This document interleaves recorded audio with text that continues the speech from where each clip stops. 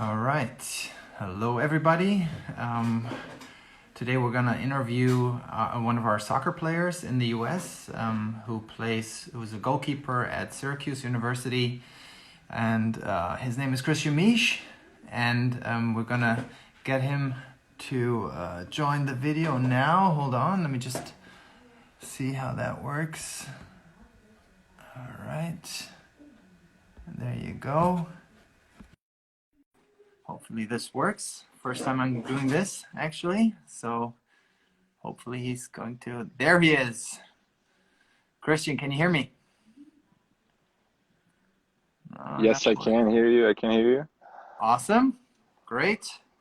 So the technical stuff seems to be working. The video is still pausing, so I'm not sure how good the... Oh, now he left us. Let's try this again. Right.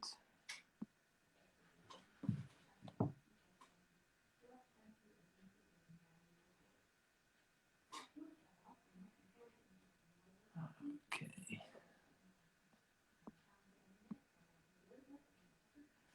So we're waiting for Christian to join us. I can already tell you a little bit about him. Christian and I worked together 2018.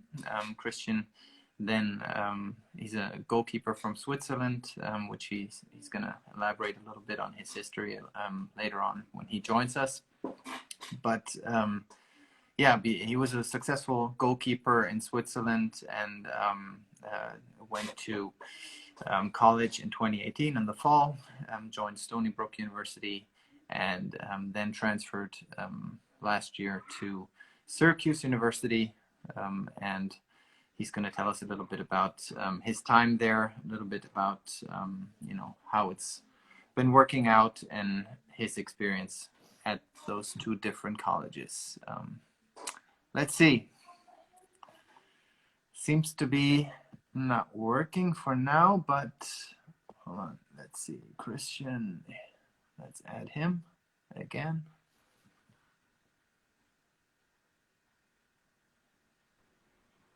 There you go. There you go. Me? Okay, you're upside down or I'm upside down. I don't know. But I don't know how that plays out later on. But I can see you well. I can hear you well. Welcome. I'm glad we get to do this today. Thanks, Roger. It's been a while that we talked last time, but it's always a pleasure to see you. Yeah, same here, same here. Let us know a little bit about you. I just did a short introduction, just very briefly, but tell us who you are, what you're doing, and where you're from. Yeah, first off, I'm from Switzerland, from Brieg, Switzerland, which is in the south of Switzerland. Right now, I am in Florida, Tampa. So I'm in the USF campus right now, but I usually play for Syracuse University in New York upstate. But yeah, obviously there's a pandemic going on in this country as well. So I kind of went down south because it's hotter down here and the virus is not as likely to survive in the hot conditions. And Florida is going to be one of the states that's opening up sooner than others. So that's why I moved down here. A couple of friends I met, and we're training now. Hopefully soon we're going to be able to train with the team again, because for right now the parks and the facilities are all closed, even in Florida. But as soon as we are able to train again, we're going to get ready for next fall season. Okay, great. Was that your initial plan for the summer to go down to Florida, or was that now basically because of the coronavirus pandemic that you had to change plans, and how did it change your plans for the summer overall? Yeah, so the original plan over the summer was to play USL League 2. That is a summer league that just plays over the summer for all the college soccer players that don't really know what to do over the summer, or for those that want to play during the summer. I was originally going to go to California. I was going to play for Santa Cruz, a team in Santa Cruz, which is in near San Francisco. So that would have been nice as well. But they canceled a week ago. So now the whole league canceled playing. So I had to like see what I'm doing. And a couple options were to go back to Switzerland, for example, or stay in New York. But New York, the conditions just were really bad. New York City is one of the worst places right now to be, or around New York City. Going back home to Switzerland was going to be a struggle as well, because then again, you don't really know how it's going to be if you want to come back to the States and all that stuff. And luckily enough, last summer I played for a team in Florida, and I met a lot of guys that play down here. So I reached out to those guys, and which is one of the good things about playing in college. You meet just people from all over the States and the world. So I reached out to those guys in Florida, asked if I can come train with them over the summer, and they had a room or two free, and so they told me to come down, and I rented a car and I drove down for 20 hours 2 days ago. Nice. All down the East Coast from New York to Florida, and now I'm here. Awesome. Well, you got to do what you got to do in these crazy times, right? So you got to Exactly. adjust. I bet that's not what you thought you were going to experience when you decided to go to college. But, you know, maybe you can just let us know why did you go to college? And why did you, I mean, you had a life in Switzerland, right? So why did you decide to want to go to college and play college soccer? Yeah, long story short, I was going to go to college for soccer originally. So the last team I played for before I went to the States was in Wheel, which is a second division team in Switzerland. And I wasn't playing at the time. I was a backup goalkeeper for a second division team in Switzerland. And that's when I got introduced to the opportunity to come here. To combine, the academic part with a professional soccer part that you really don't have the option like anywhere else in the world to do. And basically, that's why I came here. I came to pursue my soccer career because I still believe in going somewhere and reaching my goals. And yeah, so far I'm having a good time. Great. Yeah, I'm happy to hear that. You just mentioned to pursue your goals, and I remember that you had very high goals and always have had and probably still have.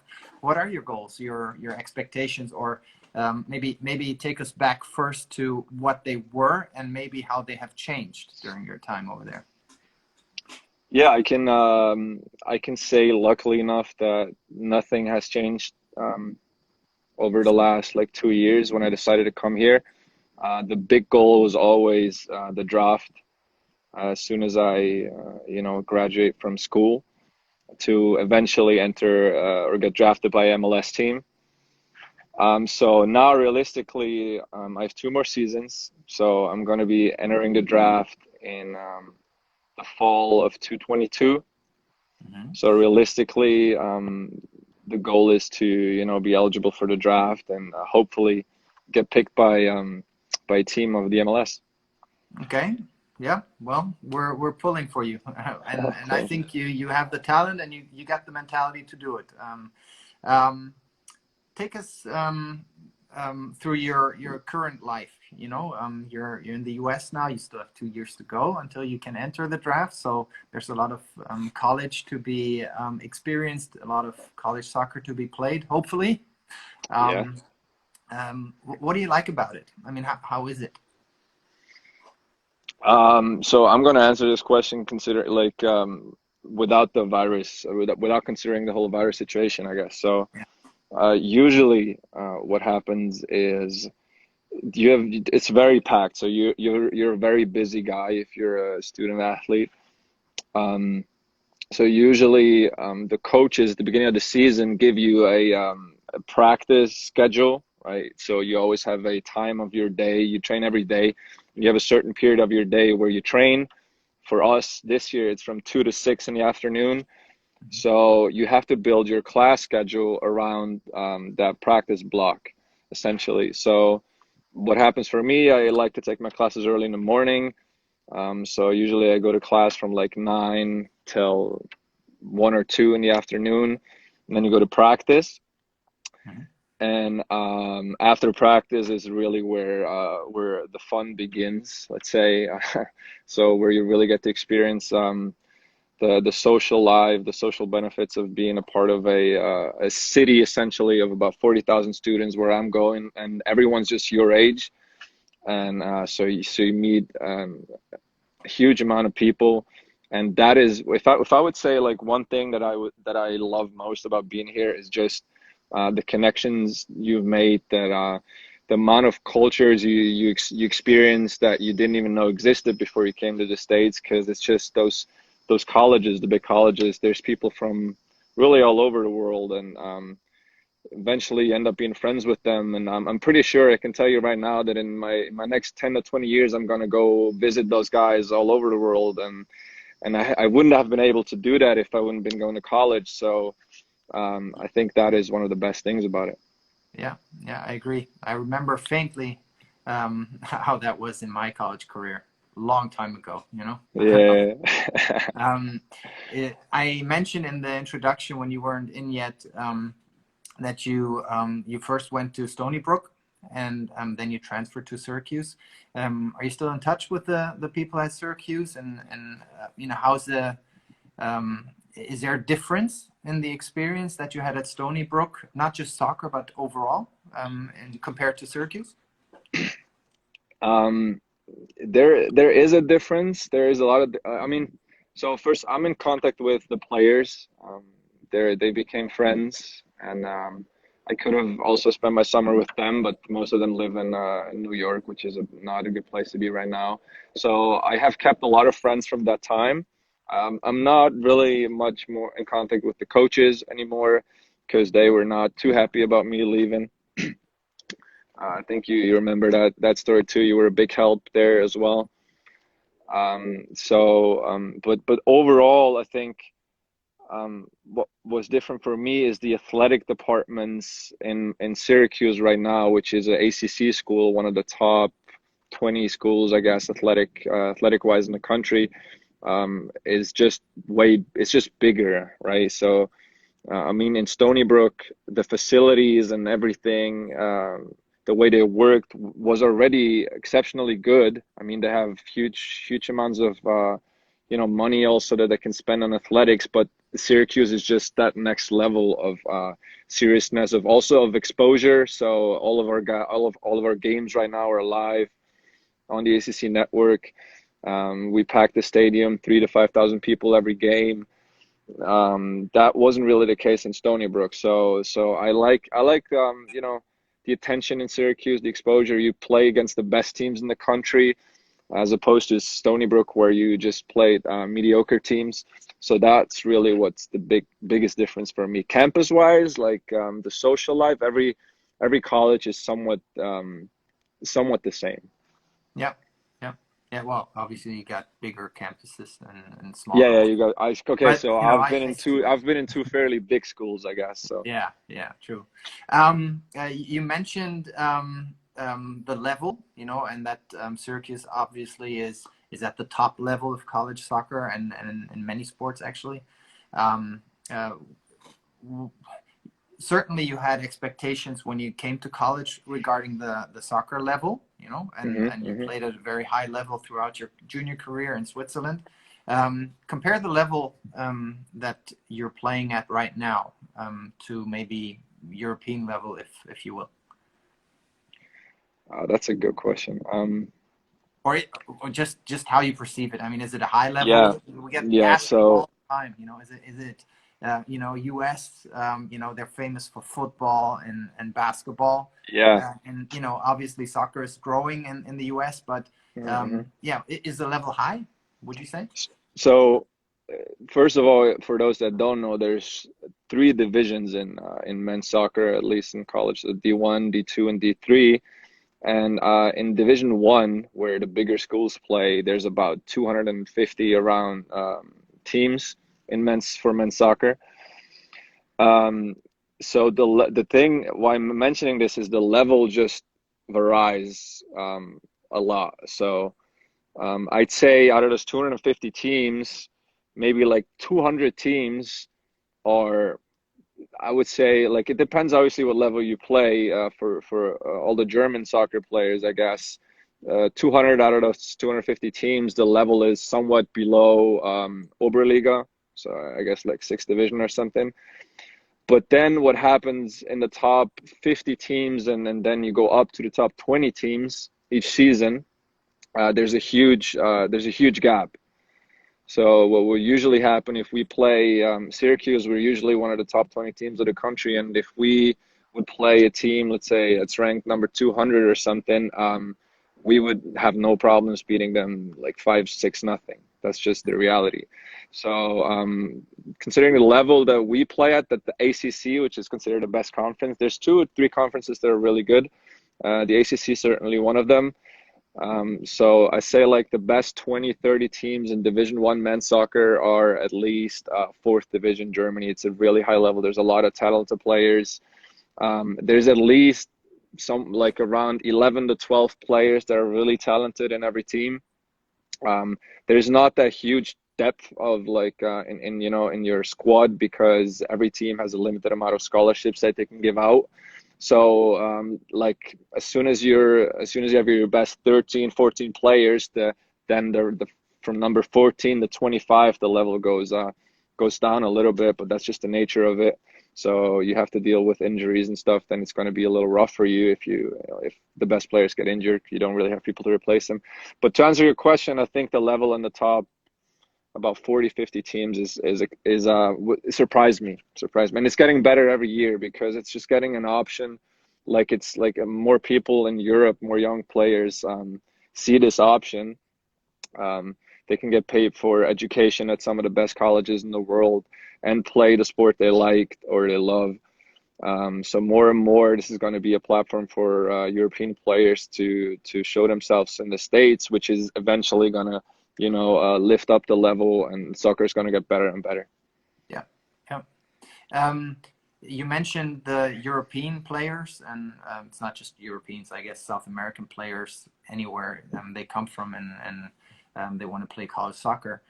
How many European players or foreigners do you usually have on the team? Let's say on your team. Right now, out of 25 guys, I think at least 12 to 13 have at least dual citizenship. We have a lot of South Americans. We have German, Norwegian, Costa Rica, Brazil, Chile. So about half of the team really comes from places where football or soccer is like number 1 in their country. All those places you're going to visit after your career. All those places, yeah, I'm definitely going to visit. Yeah, which is cool. Nice. What's the biggest difference between, or what are the differences generally between not just the level you already spoke about, but in terms of the soccer itself, the style, the speed, and what differences, maybe rules, what are the biggest differences you see comparing your European soccer before with college soccer now? Yeah, so there's maybe I'd say 10 teams out of those 250 Division 1 teams that play a possession style, that try to have that Johan Cruyff style of play, of possession and dominance. That's and stuff much. But that's not a lot, because the problem in college soccer is, for me, I think it's a problem that you have unlimited substitutions. So the coaches can just sub you in and out during the game. So even if you're going out after 20 minutes, you just get a 20-minute or 10-minute break on the bench, and then the coach can get you back in, which leads almost all of the coaches to tell the teams that you're just gonna have to press the whole game, right? So you tell your strikers, you tell your midfielders that just press the hell out of the other team, like just go as long as you can, and if you're tired, you just go out, right? So which makes the game really fast. It doesn't give you a lot of time on the ball, because like I said, everyone is just pressing and running at you if you got the ball. there's a couple teams that still try to play through the pressure, but it's dangerous, and a lot of coaches don't like to risk play from the back if there's a lot of pressure, if the teams can just run at you for 90 minutes. So that's the biggest difference. I think the game is faster because, like I said, there's constant pressure, and yeah, like sometimes the games are wild when there's like every 4 or 5 minutes there's a sub, there's like a fresh guy coming in and out. So it's a little uncontrolled at times, and definitely very fast and very physical. Mhm. How long did it take you to adjust to that, and the other new things that you experienced? I mean, it's quite a big step to come from Europe to the US. How long did it take you to adjust, and what was maybe the most difficult to adjust to? I didn't really need time on the soccer field to adjust, mainly because I'm a goalkeeper, so my job just stays the same, right? More or less. So depends obviously how your coach wants you to be involved, and to what degree he wants you to play I with your remember you feet and were stuff. very playing goalkeeper though. Yes, yes. I love the playing style. I love to, build from the back. Right now, that's not really our philosophy, but it's not because we don't have the talent for it. It's just because our coach has this philosophy of fast pressing play with no risks at the back, really. Mhm. Um, Other than that, to adjust, like for me, it was a personality thing. I was always able to wherever I went. So I grew up in Switzerland. I spent when I was 16, I spent some time in England, and then I went to France and ended up in Germany for 2 years before I went back to Switzerland. So for me, it was I never like wherever I went, I never really had problems adjusting. But that's just my personality. But what happens in college here, even if you're like a little introvert and you don't really like you consider yourself a little more shy, you're not going to have problems adjusting at all if you join a team, because the team literally becomes your family in a matter of a day or two. And the older guys of the team are going to take care of you real fast, and they're going to show you around, and you're going to meet people in the blink of an eye. So you're kind of being forced to be in social, which is really nice, which for a lot of guys that like for younger kids that go to college for the first time, they're going to grow up real fast, but in a good way. So it's more like building personality that college, college is just the best place to really grow as a person as well. Yeah, yeah, I agree. Speaking of adjustments, obviously we started off the conversation with the coronavirus situation. Yeah. Do you already know what the fall semester is going to look like? Soccer is a fall sport, so that's where your main season is. For those who don't know that, what's it going to look like? What do you guys hear? What do you prepare for, and what are your expectations?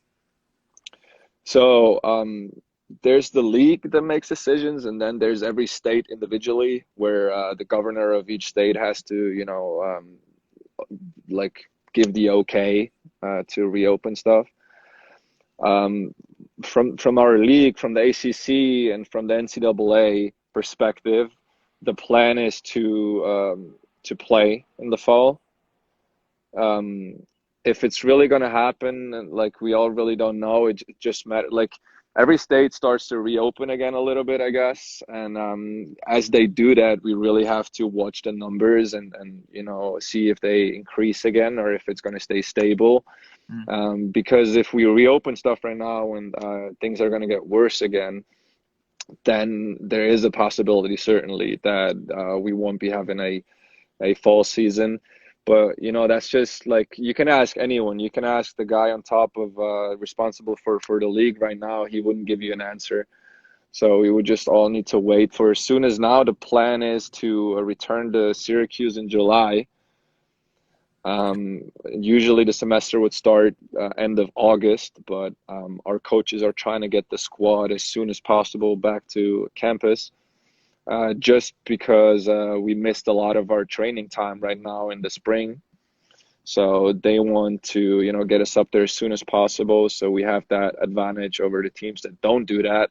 So the plan is to train July and August, and then hopefully end of August when the fall season starts, when we're going to open against Georgetown, the national champions of last year, which is going to be a nice game. I hope everyone's going to be allowed to come to the game. I hope we fill the stadium, and then I hope we play. Yeah, that would be nice for everybody, you know. Yes, 'Cause I yes. think we all miss the sports going on right now, and you know, the players, the people who are watching, the fans. Yeah. We're all looking forward to things being somewhat normal again, right? So, Yes, exactly. what's the goal for the season? I mean, pre-corona or post-corona, whatever. I know the answer already, but you know, might as well say it. Yeah. So, so you're obviously expecting me something to say like national champion and ACC champion, right? So, the thing is, the ACC is very competitive every year. Last year there was 12 to 4. I think we have 12 teams in the ACC, and two of them were in the Final Four. So in the last best four teams, and out of those 11 teams, I think 8 made the national tournament, which is a lot for just one conference. So our goal is definitely to compete for an ACC title, right? To be one of those 3 or 4 teams that compete for this title during a regular season, which would eventually give us a good seat in the national tournament, and that's so important because a good seed gives you a home field advantage. So if you're seated somewhat in the top 16 of the country, you're going to play the first 3 to 4 games in the national tournament at home, which is just a huge advantage for every team that has to travel to your place. So that's really the goal. And then once we get that good placement down at the end of the regular season, we're trying to go as far as we can in the NCAA tournament, wherever that's going to be. It's hard to make predictions in those tournaments because it's literally just one game, you know, that you could lose or win in PKs or in overtime. So no, the goal is really just be solid in the ACC season, have a good seeding, and then see how far we can go in the NCAA tournament. We'll be rooting for you for sure. Thank you. Before we wrap this up, you know, I know you have things to do. You got to practice, and you know, it's getting late. Yeah, I've actually been done for the day, so well, then we'll it's keep talking forever. it's smarter in Florida to train in the morning. Yeah. Because it gets really hot at like 2, 3. So I went out on the field. They let me use all their facilities, which is super nice from them. Yeah. So yeah, we're done for the day. Okay. Well, still, I got one more question, maybe 2. Sure. So you know, obviously we're working with a lot of young kids who you know, are looking forward to doing the same thing, and maybe, you know, they're successful junior players in Europe right now. And, you know, one option for them might be going to college later on too. What kind of advice or tips can you give them with the knowledge that you've gathered with regards to college soccer now, or general advice really for them? Yeah, sure. So for young players in Europe, I would obviously say as long as you can pursue your career in Europe, you know.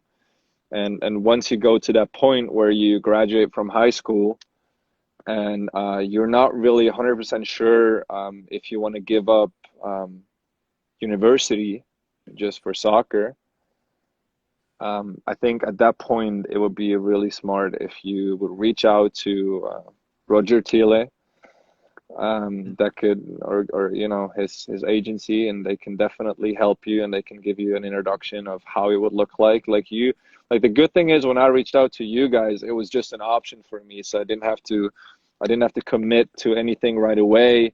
I could listen to like whatever you guys had to say, and then I even had the opportunity to talk to coaches in the United States, which gave me a first picture of how it's going to be. And then eventually I decided that for me, it was the right step, right? But everyone has to make the decision for themselves. I love it. Like, I'm going to be honest with you. I love it. It's been a great decision so far.